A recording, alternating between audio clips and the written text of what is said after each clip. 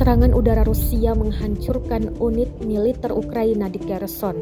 Rekamannya beredar di Telegram pada Jumat 19 Mei 2023. Laporan sebuah media Ukraina mengatakan wilayah kendali angkatan bersenjata Ukraina di sebagian besar pulau di saluran Dnieper dihancurkan oleh bom yang dijatuhkan oleh angkatan udara Rusia.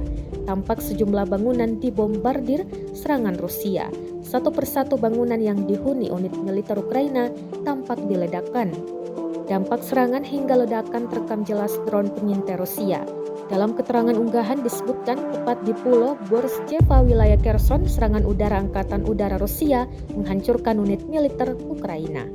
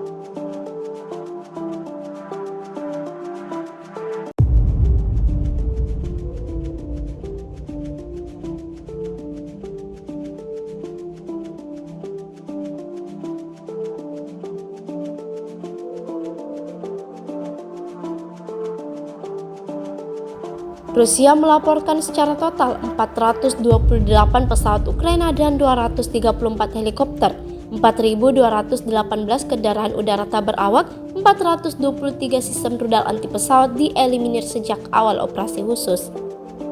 Sementara dari kubu Kiev, Kementerian Pertahanan Ukraina merilis 660 tentara Rusia dieliminir dalam sehari terakhir.